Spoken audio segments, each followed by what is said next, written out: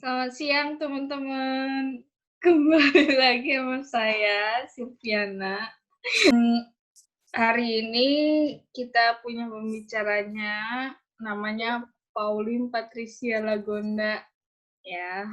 Kita panggilnya Kak Ulin aja ya teman-teman. Kak Ulin. Aku bacain dulu ya personal dirinya. Jadi, Kak Ulin ini juga alumni dari STFT Jakarta, S1-nya dan S2-nya. Lulusnya sama-sama tahun 2018. Teman angkatanku juga. Dan juga sekarang Kak Ulin menjadi dosen di STT FGL. Di daerah mana tuh Kak Ulin? Di daerah Ungaran,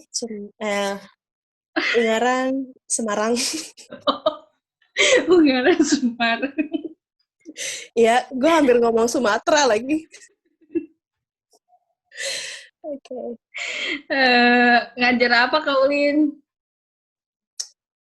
Ngajar homiletika 2 sama teologi Asia dan teologi feminis. Nah, karena Kak Ulin bidangnya itu, jadi kita sekarang akan membahas tentang khotbah ya teman-teman. Siapa aja sih yang boleh berkhotbah? Untuk itu, aku mau nanya pertama kali sama Kak Ulin tentang gimana sih mula-mulanya bisa ada khotbah atau sejarah mula-mulanya ada khotbah, Kak Ulin? Jadi sejarah khotbah itu sudah ada sejak zaman perjanjian lama ya, ketika para nabi dan orang-orang Yahudi itu memberikan contoh bagaimana berkhotbah. Nah, khotbahnya itu tuh sangat dalam tradisi perjanjian lama tuh sangat berani dan berapi-api begitu. Jadi dan mereka ini adalah orang-orang yang memang dipakai langsung oleh Tuhan Allah untuk menyampaikan firman-Nya kepada orang-orang Israel secara khusus. Dan itu jadi sejarahnya khotbah itu sudah ada dalam tradisi perjanjian lama, dan kemudian itu berkembang di dalam perjanjian baru. Kita bisa melihat bahwa Tuhan Yesus sendiri itu juga berkhotbah, gitu kan, berkhotbah di hadapan banyak orang, bahkan dia juga sudah berkhotbah saat dia kecil. Ya memang tidak eksplisit waktu dia kecil itu khotbahnya itu disebut sebagai khotbah, tapi ketika dia bercakap-cakap dengan ahli-ahli Taurat dan orang-orang Farisi waktu dia masih kecil, itu juga sebenarnya adalah bentuk khotbah Yesus. Itu sih sejarahnya, dan terus perkembangan sejarah khotbah itu terus-menerus terjadi gitu di abad keempat, abad ke-15, pokoknya dengan corak yang berbeda-beda satu gitu.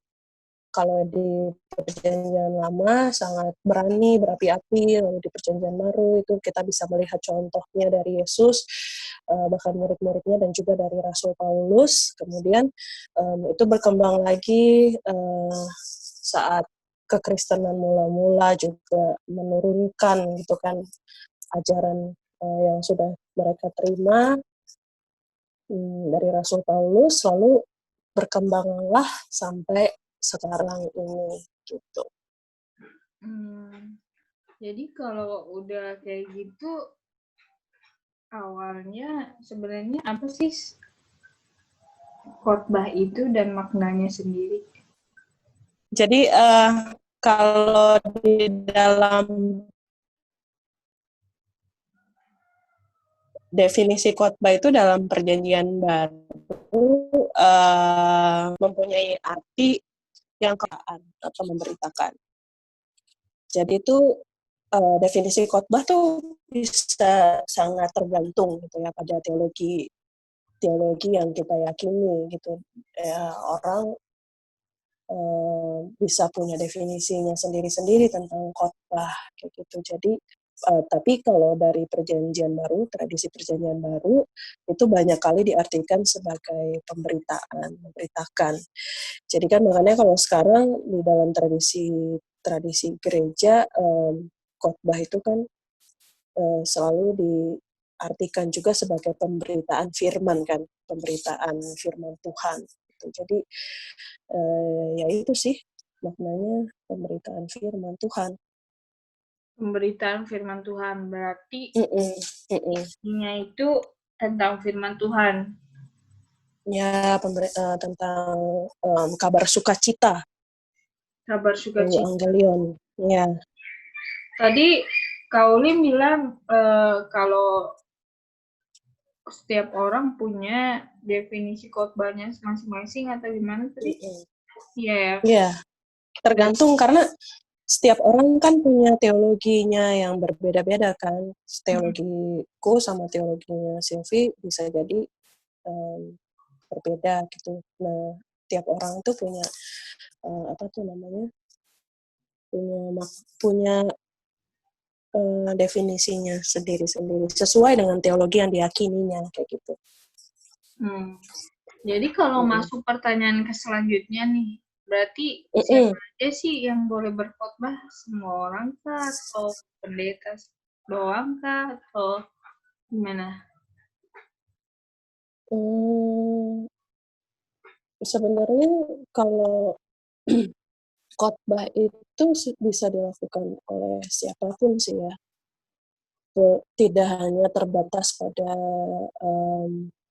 juga harus kalau saya teologi yang menurut teologi khotbah gitu ya, menurut saya pribadi itu khotbah itu tidak bisa dibatasi dalam ruang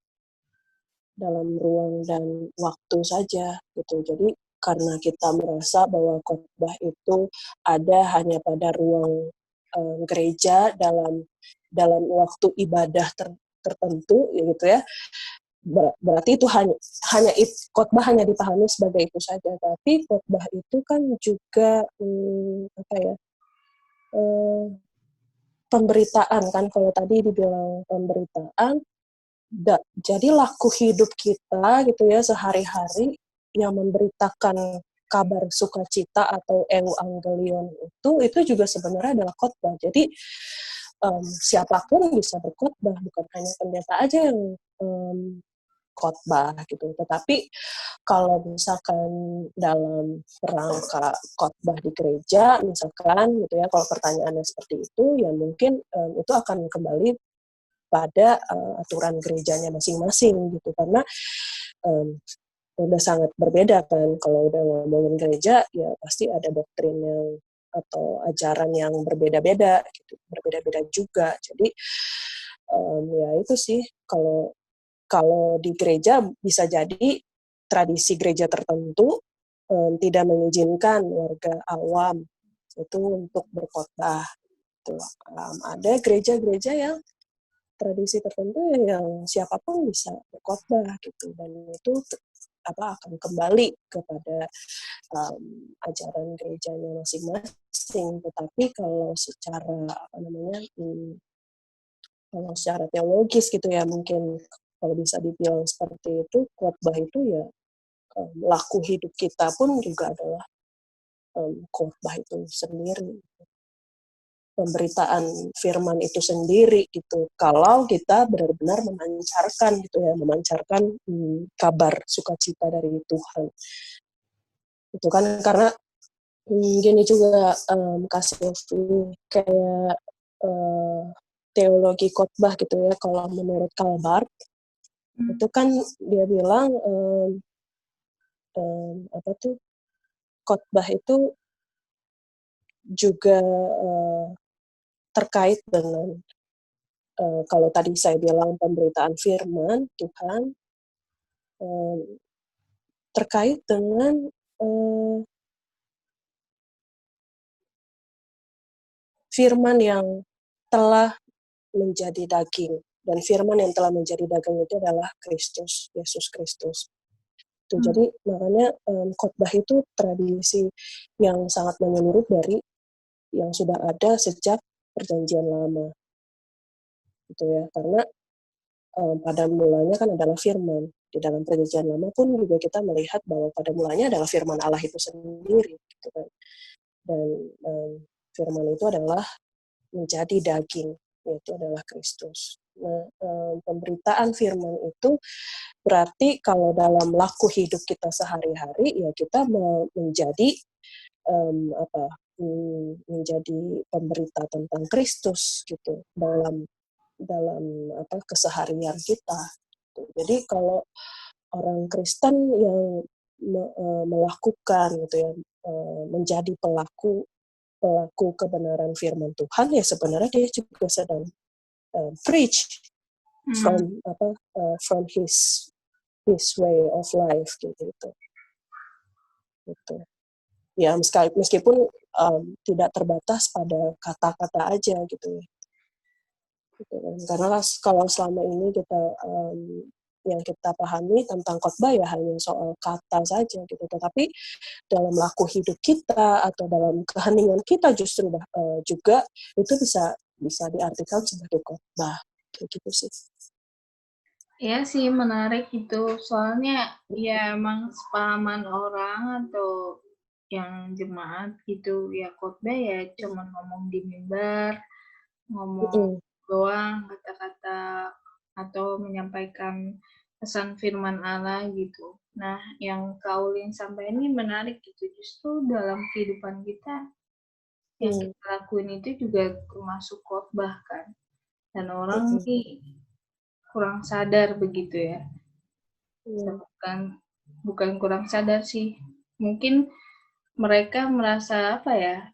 Cuma ngerasa yang ngelakuin aja gitu. Ya kan karena kalau dari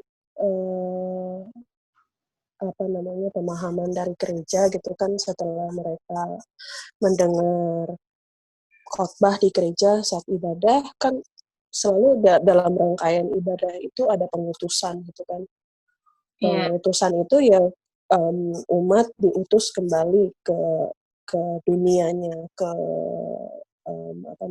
pekerjaannya, ke dalam rumah tangganya, dalam kehidupannya ya kayak gitu ya. Itu kan juga adalah utusan untuk pengutusan untuk melakukan firman Tuhan yang sudah dia dengar itu kan kayak gitu ya. Tapi mungkin kalau orang-orang tidak berpikir gitu ya, orang-orang awam tidak berpikir bahwa kehidupannya sehari-hari itu adalah khotbah, ya menurut saya sih wajar-wajar aja ya, karena kan memang yang dipahami oleh mereka, oleh orang-orang yang tidak belajar teologi khotbah, ya udah khotbah itu hanya di mimbar itu aja gitu. Tapi kan mimbar itu kan tidak atau altar Allah itu kan tidak hanya terbatas di gedung tertutup saja, tapi altar Allah itu juga ada dimanapun gitu. Altar is everywhere kayak gitu loh. Altar is everywhere. Nah, untuk pertanyaan selanjutnya nih Kak Uli, kalau kita bisa dibagi dua aja kan, maksudnya tuh membedakan sebenarnya isi khotbah itu harus seperti apa sih bagi pendeta sama bagi kita nih yang ngelakuinya dalam kehidupan sehari-hari. Kayak jemaat misalkan. Jadi ada pendeta sama jemaat. Jadi isi khotbah tuh seperti apa sih? Isi khotbah ya menurutku gitu ya, kalau dalam proses homiletik pertama-tama khotbah itu harus berbicara dulu pada si pengkhotbahnya. Kayak gitu. Jadi bukan semata-mata pengkhotbah berbicara hanya untuk umat yang mendengarkan gitu. Khotbah itu pertama-tama justru harus mencelikkan si pengkhotbahnya, harus mengubahkan si pengkhotbahnya, harus mentransform si pengkhotbahnya. Pertama-tama terlebih dahulu dari situ sih. Lalu kemudian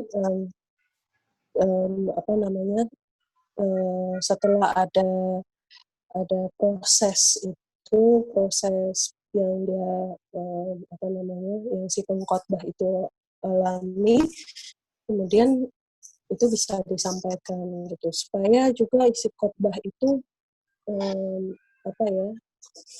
kayaknya sekarang banyak banget gitu ya pengkhotbah yang kehilangan integritasnya gitu, Kak Silvi. Bener gak? Memang aku nggak banyak pengalaman di jemaat, tapi yang aku perhatikan gitu ya, maksudnya pelayanan jemaat ya, aku perhatikan gitu dalam ketika mendengarkan khotbah gitu, kayak banyak sekali pengkhotbah gitu, pengkhotbah yang berbicaranya tuh di dalam khotbahnya A, tapi dalam kesehariannya dia Z gitu loh, jauh banget gitu. Dia menasehati umat gitu kan di dalam khotbahnya, menasehati umat untuk melakukan A, tapi ternyata laku hidupnya Z. Itu dia kenapa saya bilang tadi kan, laku hidup kita itu juga sebenarnya adalah bentuk khotbah yang nyata gitu, yang yang akan disaksikan oleh umat gitu, yang dilihat oleh umat. Makanya khotbah itu pertama-tama buat pengkhotbah ya dia harus berbicara dulu, dia harus mengubahkan si pengkhotbah itu dulu. Setelah itu dengan pertolongan, yang pasti dengan pertolongan Roh Kudus ya. Ini kita tidak bisa melepaskan juga peran Roh Kudus di dalam khotbah itu, yang kemudian khotbah itu disampaikan kepada umat kayak gitu. Nah, khotbah untuk umat yang pasti harus juga menyapa umat, lalu relevan dengan pergumulan umat gitu. Jadi misalkan gini aja contoh kecil, saya khotbah di remaja muda, tapi gaya atau metode atau penyampaian khotbah saya itu seperti ketika saya nyampein di orang lansia, itu kan nggak cocok gitu loh. Jadi harus atau aplikasinya gitu. Jadi itu harus pengkhotbah itu juga harus menyesuaikan gitu dengan kebutuhan, bukan kebutuhan dengan konteks ya, betul, konteks konteks pendengar, dan juga harus menyapa mereka tentu. Kayak gitu sih. Berarti berat juga ya untuk menjadi seorang pengkhotbah, Pauline. Berat, kalau boleh jujur sih ya, sebenarnya sih berat ya, tapi bukan berarti tidak mungkin untuk dilakukan kayak gitu. Beratnya mungkin karena kita harus melakukan benar-benar mengambil tugas berkhotbah ini dengan penuh tanggung jawab. Tanggung jawab artinya apa? Kita harus persiapan. Biasanya nih, Kak Silvi, kalau pendeta-pendeta yang jam terbang khotbahnya udah tinggi gitu ya, udah banyak, atau pendeta-pendeta senior atau yang kayak gimana, yang khotbah tuh udahlah sehari persiapan atau sejam persiapan selesai gitu. Nah, menurutku sih mau jam terbang pelayanannya tinggi atau sudah sesenior apa dia khotbah itu benar-benar harus dipersiapkan secara serius dan bertanggung jawab. Itu sih, maka itu beratnya mungkin di situ ya, karena kalau kayak tahu aja kalau pendeta-pendeta yang udah senior atau yang jam kerjanya tinggi, banyak kan pasti mereka sibuk kan. Itu jadi untuk mempersiapkan khotbah ya mungkin waktunya juga sangat terbatas buat mereka gitu. Makanya itu berat. Tapi bukan berarti tidak mungkin sebenarnya. Gitu. Jadi ya harus dilakukan dengan penuh sukacita karena kan kita lagi mau menyampaikan kabar sukacita sama orang. Gitu. Iya, benar sih. Berat ya, karena kita ngomong belum tentu kita ngelakuinnya, jadi yang merasa bersalah atau apa yang kita sampaikan ini jadi Ya, dosa gak sih gitu, karena kita sendiri aja iya, belum. maka itu waktu aku ingat ya dulu diajarin sama dosen khotbah juga Kalina Gunawan bilang gini, kadang-kadang pengkhotbah atau pendeta pengkhotbah gitu ya kehilangan ini momen apa ya berdoa sebelum persiapan. Jadi itu ya udahlah ya kan biasanya kita gitu kalau udah sibuk udahlah buka Alkitab baca teksnya lalu siap-siap tafsirannya terus aplikasinya apa udah. Sebenarnya ada elemen yang paling penting juga dalam persiapan khotbah yaitu adalah doa. Doa minta pertolongan Roh Kudus sebenarnya untuk membukakan gitu, bukan hanya jadi spiritualitasnya si pengkhotbah itu juga harus dibangun gitu ketika dia berkhotbah. Nah masalahnya kalau yang aku dengar dari cerita teman-teman yang udah terlalu sering berkhotbah, mereka tuh kehilangan spirit itu gitu loh. Mereka kehilangan roh itu untuk apa ya penyerahan secara penuh dan utuh di bawah genggaman kasih Tuhan gitu bahwa pekerjaan khotbah ini atau berkhotbah ini adalah juga semata-mata pekerjaan Tuhan gitu. Bukan hanya si pengkhotbah itu sendiri tapi juga ada campur tangan Tuhan yang yang mengubahkan juga itu mengubahkan si pengkhotbah. Jadi jangan lupa ketika kita mempersiapkan khotbah itu kita juga perlu harus menyerahkan diri seutuhnya dalam apa tuh namanya ya kasih Tuhan lah itu sih.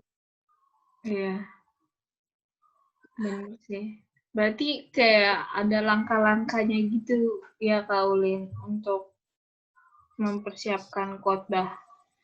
Jadi kalau yang tadi Kak Ulin bilang harus berdoa dulu sebenarnya, baru mengajarkan khotbah itu, baru melihat khotbah pengalaman kita gitu. Untuk apakah ini sudah menyadarkan kita, karena aku sih cuman ingat kalau kata dosen aku dulu Pak Pendeta Leonard Halle tuh khotbah tuh seperti dua mata pedang ya. Betul. Iya. Yang bisa menusuk si pengkhotbah itu sendiri kan. Iya, menusuk ke khotbah maupun yang dengar ya. Betul. Nah, mungkin Kaulin bisa ada pesan gitu buat yang kita baik kita yang melakukannya dalam kehidupan sehari-hari maupun buat pendeta-pendeta yang juga mungkin sedang kosong dalam arti kadang kan pasti ada ya gitu saat berkhotbah ada rasa kosong gitu karenanya itu udah sering berkhotbah jadi mungkin muncul kekosongan dalam dirinya sebenarnya isi khotbahnya bagaimana gitu. Karena kan jarang juga kan jemaat ngasih respon balik ke Pak Pendetanya. Atau Ibu Pendeta. Gimana Colin? Iya, pendeta yang kosong ya. Ya, sebenarnya justru mungkin yang bisa aku jawab gitu ya dari pertanyaan ini ketika pengkhotbah atau siapapun pendeta mengalami kekosongan, justru di dalam kekosongan itu mungkin ya Tuhan bekerja.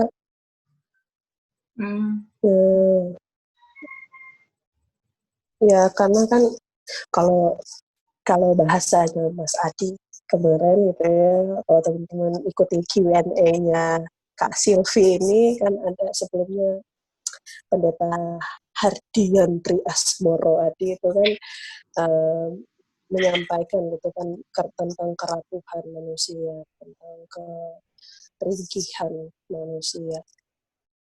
Justru di dalam kerapuhan dan peringkihan manusia itulah Allah terlibat di situ. Allah juga menyapa umat, Allah juga menyapa si pengkhotbah itu. Jadi ya mungkin perlu apa sih pengakuan gitu ya di dalam hadirat Allah gitu bahwa ya saya tidak mampu, saya tidak sanggup untuk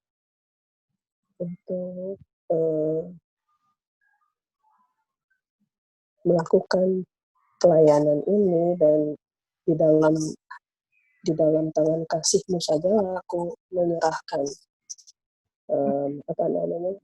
proses ini gitu. Jadi harus ada pengakuan juga sih bahwa dia dengan penuh kehancuran, dengan keterbatasan, dengan penuh kerapuhan di hadapan Allah, bahwa kita sangat membutuhkan Dia, sangat mengharapkan Dia, pertolongan dari Dia. Gitu. Ya, begitulah. Soalnya kita kan sebagai manusia juga nggak mungkin benar terus kan ya. Nggak Sangat tidak mungkin mungkin. juga apa yang kita khotbahin itu kita lakuin juga. Ya itulah manusia. Ya pesan dari Kaulin sih. Ya, tapi dengan pertolongan dari Roh Kudus, maka kita dikuatkan. Karena kan kehadiran Roh Kudus itu kan juga untuk menolong, sekalipun kita terbatas dalam bahasa, dalam kata, tapi Roh Kudus yang akan menyempurnakan itu semua. Gitu sih Kak Silvi. Makasih ya Kak Ulin udah mau ditanya-tanyain sama aku. Semoga ya. Kak Silvi, aku pakai kacamata loh. Menurut Kak Silvi bagus ya. Bagus sama pakai kacamata tadi. Oh iya ya. Ya, jadi nggak kelihatan intelektual ya. Semoga ya teman-teman bisa bermanfaat Q&A-nya kali ini. Ya teman-teman, saksikan terus ya Q&A-nya dengan Kak Silviana Tarigan. Jangan lupa like, comment, and subscribe.